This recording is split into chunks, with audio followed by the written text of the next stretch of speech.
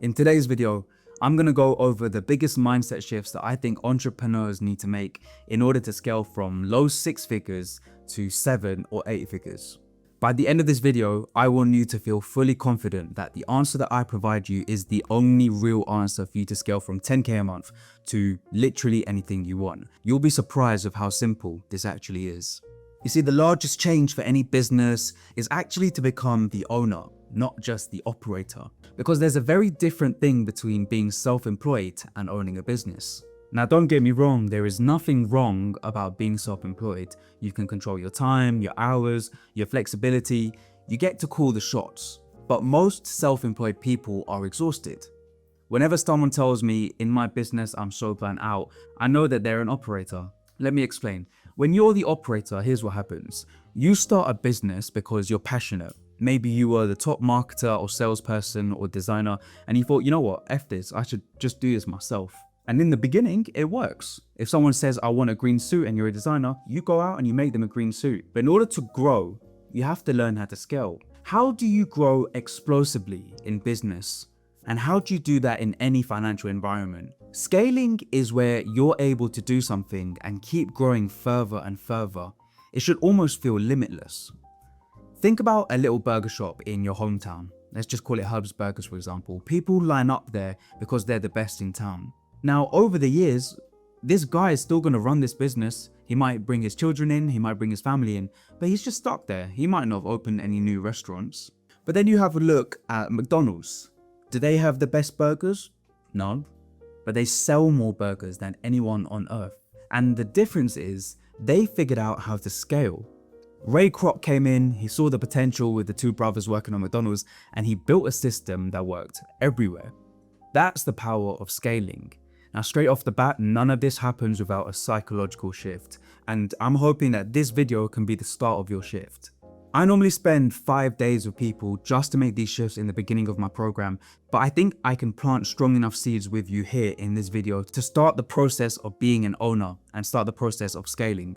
And the best thing is you can scale using this system in any market. We could be in COVID, there could be a recession, it could literally be anything, Trump's tariffs, anything. Because right now, a lot of people say to me, it's really uncertain for me to scale my business. I just don't know what the future looks like. Maybe it's not the right time. Yeah, the world is always uncertain. I'll ask you a question. What do you think most people do when things get uncertain? Nothing. They hold back. That's why most people don't have a business. Most businesses shrink during recessions, but shrink comes from fear, and then it becomes a self-fulfilling prophecy.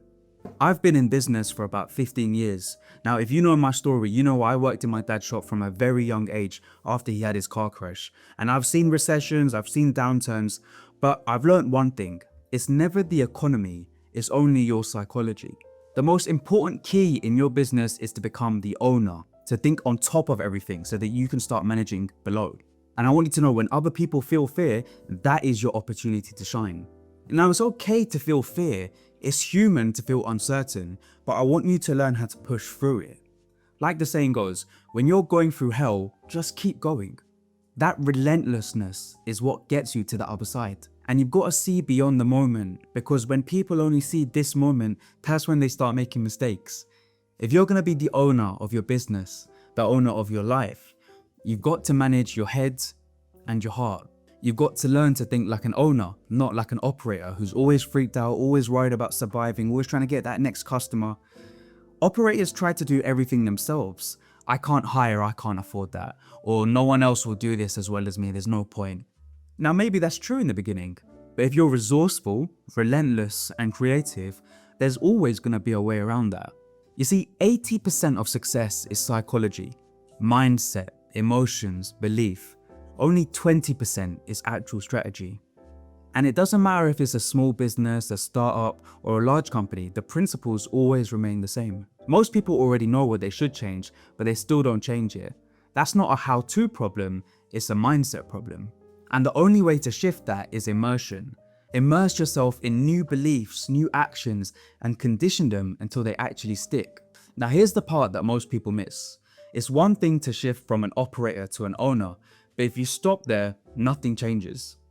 Because your business doesn't run on motivation, it runs on systems. Your systems are your benchmarks, they are your guardrails. So once you've made that mindset shift, there are 3 pillars that I believe you've got to lock in if you want to scale without burning out. Pillar number 1 is delegation. You should build a team that can run 80% of the business without you. Not by dumping tasks, not by just telling people what to do, but with frameworks, like for example my 10-80-10 framework. You state your vision, the team executes, and then you review it. And it's an iterative process, you keep developing it. Pillar number 2, automation. Now look, we live in a brand new world. There are so many opportunities for automation out there. I want you to cut out the noise, let AI and systems handle all of the repetitive admin, the follow-ups, the onboarding. You should only worry about the needle movers in your business. The secret is your delegations, your automations, they should all be running in the background so that you can focus on the work that only you can do, the strategy, the execution, the thinking about the future. These are the real needle movers in your business, and no one else is going to think about them for you. And pillar 3, systems. I want you to build dashboards for yourself that tell you when to step in. Now, I build systems for my clients, but right at the end of the project, I build them a dashboard that tells them when they need to step in. Now, this is called exception-based management. And what the principle is it keeps you in control without dragging you into the weeds. So here's the bottom line. Shifting from an operator to an owner is the first step, but scaling without stress happens when you build delegations, automations, and systems. That's what takes you from I'm working 70 hours just to keep this thing moving to I'm working 20 hours a week and this business is growing faster than ever. I can worry about living my life and building my business the way I want to. And that's what I help entrepreneurs like you build. If that's the shift that you know that you need, click the link below and let's map this out to make it real for your business. I'll show you how to put delegation, automations, and the right systems in place so you can finally work less, earn more, and build a business that scales itself on autopilot.